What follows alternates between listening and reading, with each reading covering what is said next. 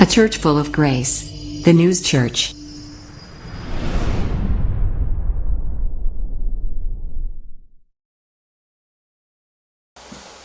할렐루야. 믿음의 자녀들이 받은 참으로 놀랍고 큰 은혜는 구원의 은혜입니다.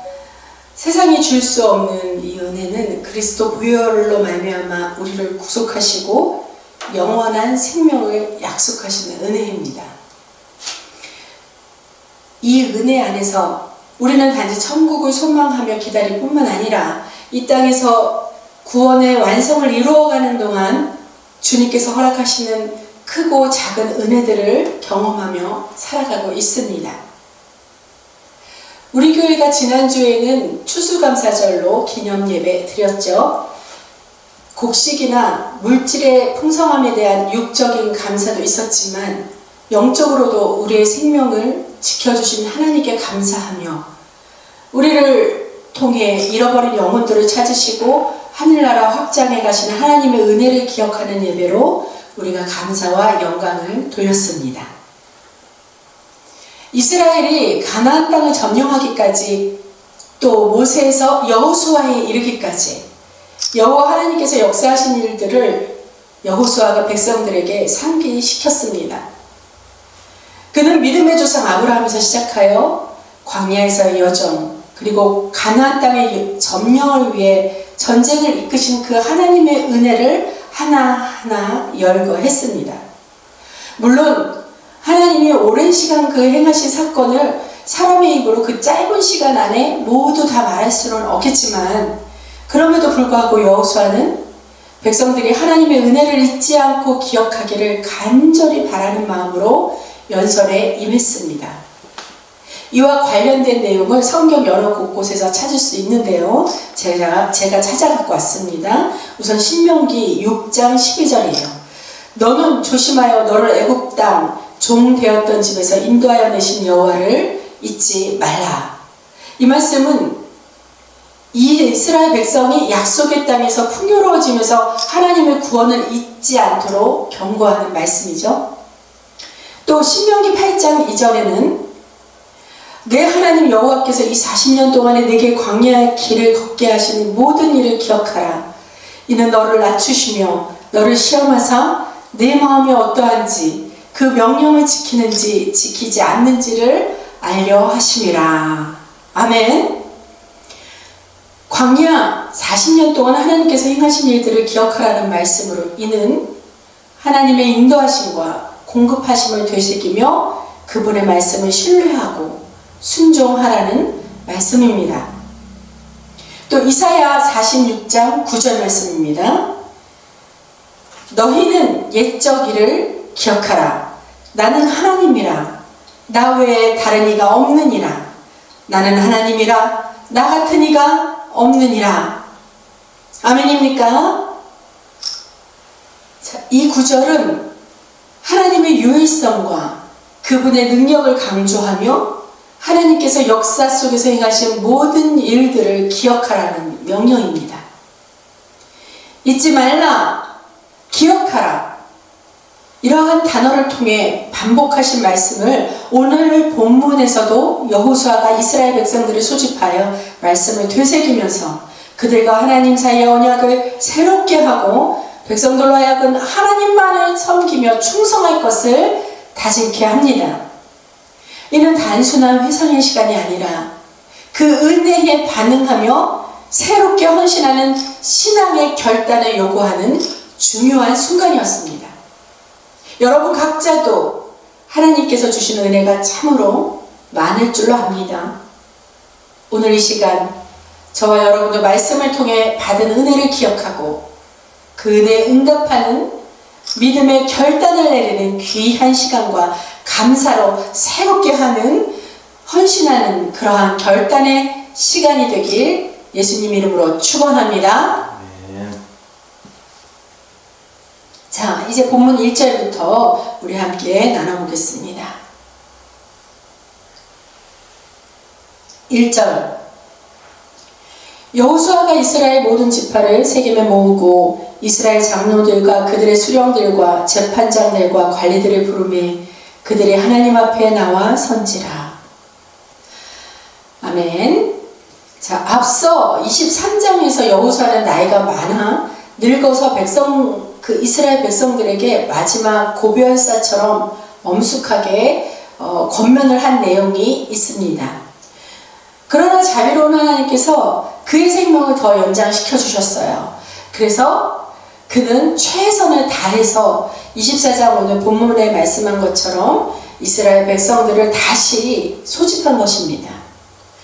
그래서 여호수아는 그 소집한 장소를 세겜을 택했는데요. 이 세겜 선택한 것은 단순히 자기가 가기 편하게 한 그 편리함 뿐만 아니라 조상 아브라함이 가나안에 도달했을 때 그 머물렀던 곳이자 또 하나님께서 아브라함에게 나타내신 뜻깊은 장소였어요. 창세기 12장 6-7절의 말씀에 그렇게 나와 있죠. 아브라함이 그 땅을 지나 세겜 땅 모래 상수리 나무에 이르니 그때 가나안 사람이 그 땅에 거주하였더라. 여호와께서 아브라함에게 나타나 이르시되 내가 이 땅을 내 자손에게 주리라 하신지라. 자기에게 나타나신 여호와께 그가 그곳에 제단을 쌓고 이렇게 기록되어 있습니다. 자, 우리가 말씀에서 주목해야 할 점은 세겜에 모이라고 소집한 것은 여호수아인데 세겜에 모인 모든 사람들은 하나님 앞에 섰다는 것입니다. 다시 말해 여호수아는 이스라엘의 모든 지파와 장로들, 지도자를 세겜으로 모아 하나님 앞에서 말씀을 전했다는 것입니다. 이는 여호수아가 스스로 자신 앞에 사람들을 모으고 세운 것이 아니라 하나님께서 하나님의 명령에 따라서 하나님 앞에 서게 하시려고 여호수아를 통해 사용하신 것임을 우리는 깨닫게 됩니다. 이 말씀을 통해 우리가 배워야 할 것은 하나님의 말씀이 사람을 통해 전해질 때 우리가 경건하고 겸손한 마음으로 사람이 아닌 하나님의 말씀 앞에 서야 한다는 것입니다. 그러므로 말씀 뒤엔 순종만이 하나님을 기쁘게 할 수 있습니다. 매일매일 듣는 그냥 설교라고 생각하시면서 예배 시간에 딴짓을 하면 안 돼요.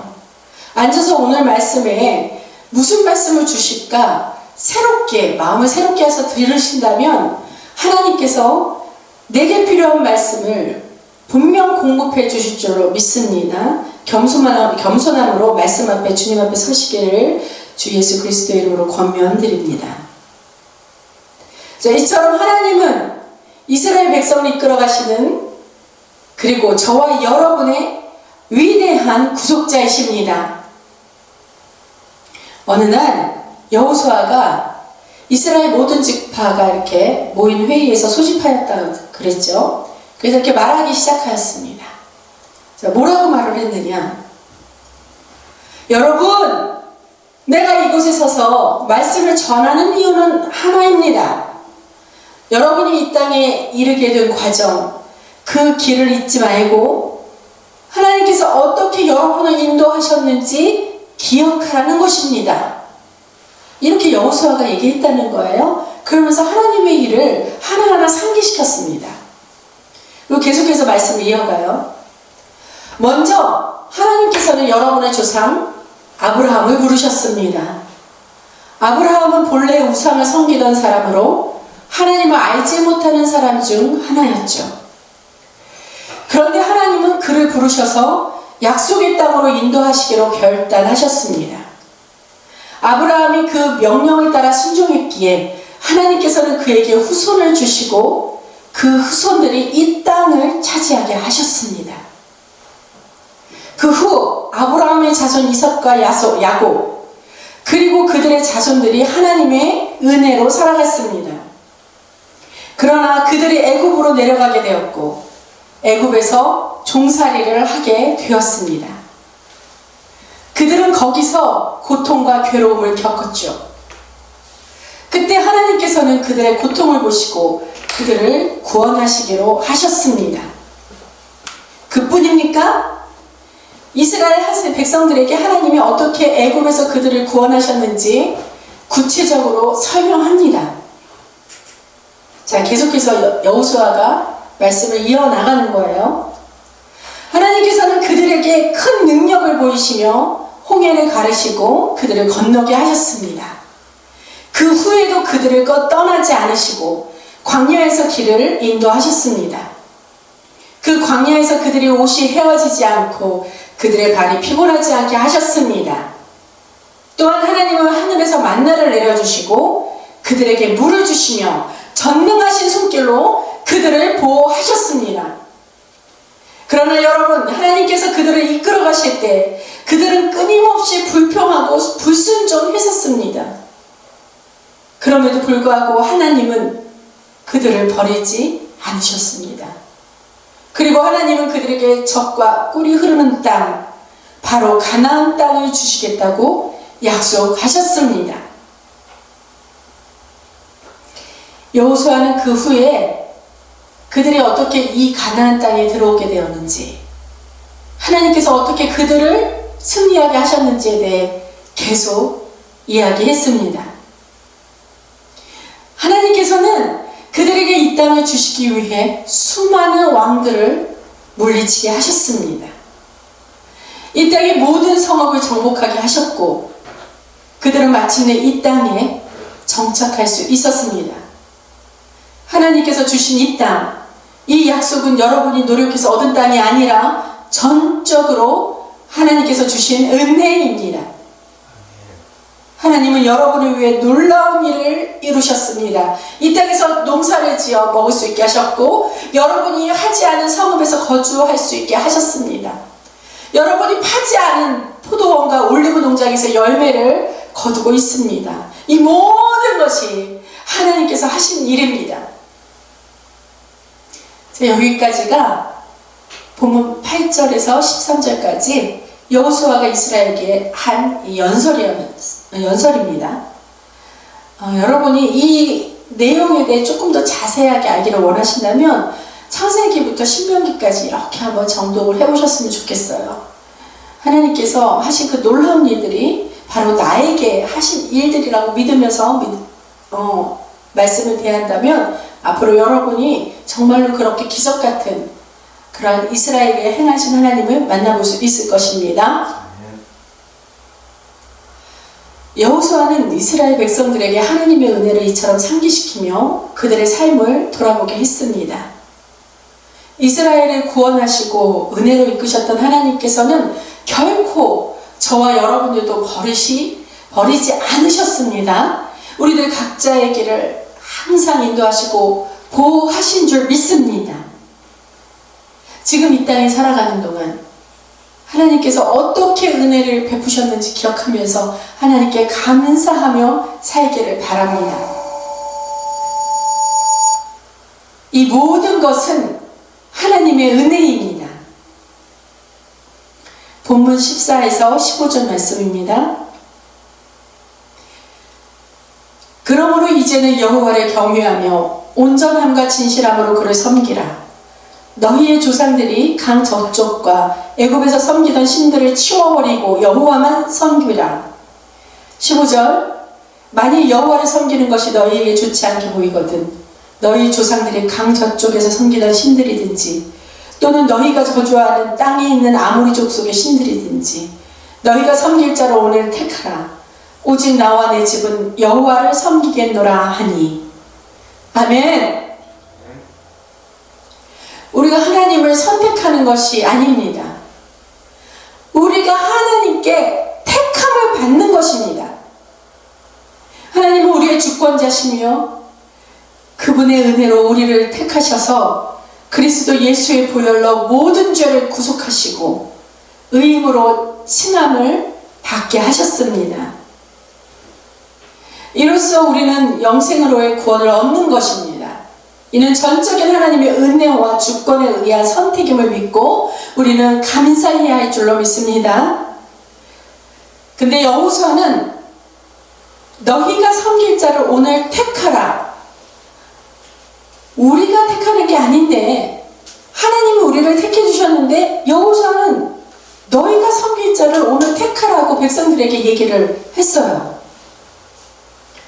이는 우리가 하나님의 택함을 받은 자로서 이제 하나님께 대한 순종의 결단을 내려야 한다는 의미입니다.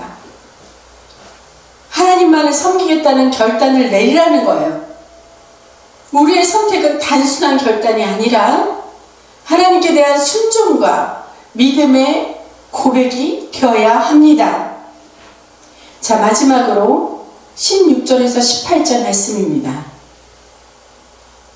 백성이 대답하여 이르되 우리가 결단코 여호와를 버리고 다른 신들을 섬기기를 하지 아니하오리니 이는 우리 하나님 여호와께서 친히 우리와 우리 조상들을 인도하여 애굽 땅 종되었던 집에서 올라오게 하시고 우리 목전에서 그 큰 이적들을 행하시고 우리가 행한 모든 길과 우리가 지나온 모든 백성들 중에서 우리를 보호하셨으며 여호와께서 또 모든 백성들과 이 땅에 거주하던 아모리 족속을 우리 앞에서 쫓아내셨음이라.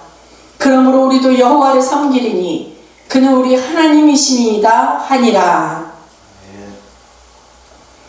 이스라엘 백성은 여호수아의 질문에 우리는 여호와를 섬기겠다 이렇게 대답합니다. 그들의 결단은 단순히 말뿐만 아니라 그들의 삶에서 하나님을 섬기는 삶으로 이어졌습니다. 그들은 하나님께서 그들에게 행하신 크고 놀라운 일들을 기억하며 그분의 인도하심을 따르기로 다짐합니다. 하나님을 섬기는 삶은 단지 교회 안에서의 예배뿐만 아니라 우리의 일상 속에서도 그분의 뜻을 따르는 삶을 살아가는 것입니다. 그것이 진정한 하나님을 향한 섬김입니다. 오늘 우리는 여호수아가 이스라엘 백성에게 던진 질문을 우리 스스로 자신에게도 한번 던져야 합니다. 너희는 오늘날 누구를 섬기겠느냐? 내 안에 계신 성령님을 통한 음성입니다. 신명기 5장 9절에서 10절 그것들에게 절하지 말며 그것들을 섬기지 말라. 나 네 하나님 여호와는 질투하는 하나님인즉 나를 미워하는 자의 죄를 갚되 아버지로부터 아들에게로 3,4대까지 이르게 하거니와 나를 사랑하고 내 계명을 지키는 자에게는 1,000대까지 은혜를 베푸느니라. 아멘. 우상 숭배를 금지하신 하나님의 말씀은 이후에도 성경 곳곳에서 반복적으로 등장하며 하나님께서 얼마나 이 부분을 중요하게 여기셨는지 보여줍니다. 아브라함이 고향을 떠나야 했던 이유도 그 배경 속에 있습니다. 그는 고향 갈대아 우르는 우상 숭배가 만연했던 곳이었고 하나님께서는 아브라함과 그의 후손을 복의 근원으로 삼으시기 위해 그 땅에서 떠나도록 명령했습니다. 출애굽 이후 하나님께서 이스라엘 백성에게 가나안 땅을 주실 때도 단순히 편안한 삶을 주시려는 것이 아니었어요. 가나안 땅을 차지하기 위해선 싸워야 했고 그 과정에서 하나님은 그들이 그 땅에서 섬기던 그 우상들을 철저히 제거하라고 하셨습니다. 이는 하나님의 백성이 거룩하게 구별된 삶을 살며 하나님만 섬기기를 바라신 뜻이 담겨 있는 것입니다. 우리가 살아가는 오늘날도 마찬가지입니다. 하나님께서는 우리 삶의 중심이 우상이 아닌 하나님만이 계시기를 원하십니다.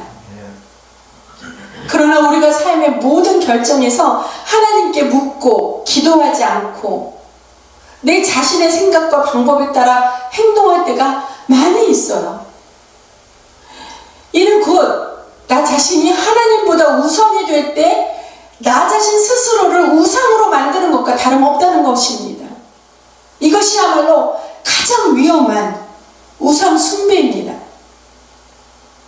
내 뜻과 고집으로 내 고집으로만 살아갈 때 그 결과는 종종 우리의 기대와는 반대로 흘러가게 되죠. 삶이 점점 피폐해지고 영혼이 방황하게 되는 겁니다. 그럼에도 우리는 자신의 잘못은 잊고 하나님을 원망하기도 한다는 거예요. 하지만 문제의 본질은 본질은 나 자신이 하나님보다 앞서 있던 그 마음 상태에 있다는 겁니다. 그러므로 우리의 마음과 생각을 단 한순간도 방치해서는 안 됩니다. 받은 은혜를 늘 기억하고 매일 십자가 앞에서 나 자신을 내려놓으며 겸손과 순종으로 살아가야 합니다. 회개를 통해 우리의 교만을 버리고 하나님 앞에서 새로워질 때 하나님은 우리의 중심에 자리 잡으셔서 우리의 삶을 이끌어 가실 것입니다. 하나님께서는 우리의 마음속 모든 우상을 내려놓고 오직 그분만을 예배하며 살기를 원하십니다. 우리가 은혜를 기억하고 감사하며 살 때 성령님께서 우리를 찬양의 삶으로 인도하실 것입니다. 찬양이 우리의 심령 속에 끊이지 않을 때 사단의 어떠한 유혹도 우리를 흔들 수 없으며 우리는 구원의 완성을 향한 승리의 삶을 살게 될 것입니다. 하나님의 은혜가 우리 안에서 이루신 변화들을 돌아보며 하나님 앞에서 우리의 결단을 새롭게 하시길 바랍니다. 우리의 결단이 진실되고 우리의 삶이 찬양과 예배로 가득 찬 신실한 섬김의 길이 되기를 진정 소망합니다. 시편 77편 11에서 12절 말씀. 곧 여호와의 일들을 기억하며 주께서 옛적에 행하신 기이한 일을 기억하리이다. 또 주의 모든 일을 작은 소리로 읊조리며 주의 행사를 낮은 소리로 되새기리이다. 시편 기자는 하나님의 놀라운 일들을 기억하고 묵상하며 그분의 은혜를 찬양하겠다고 고백합니다. 이 말씀에서 주님의 역사하심을 작은 소리로 읊조리며 낮은 소리로 되새기리이다 이렇게 말했어요. 작은 소리와 낮은 소리로 말하겠다는 거예요. 이 말의 의미가 무엇입니까? 하나님의 그 위대하신 역사하심이 너무 작기 때문에 낮은 소리로 되새긴다는 게 아니라 무슨 뜻이에요? 하나님께서 행하신 그 능력과 그 무한한 은혜와 사랑은 정말로 위대하신 것인데 그것을 표현하는 하나님 앞에 표현하는 방식에 있어서 나는 작은 소리지만 작은 소리이기 때문에 정말 나를 낮아지게 낮춰서 그렇게 겸손하게 주님 앞에 찬양하겠다는 그런 의미가 되는 것입니다.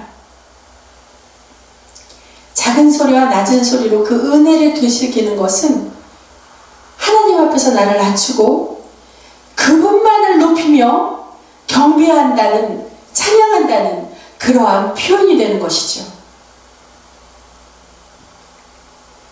이 시편 기자의 말씀, 이 찬양대로 우리 역시 낮아지고 하나님을 높이는 삶을 살아야 합니다.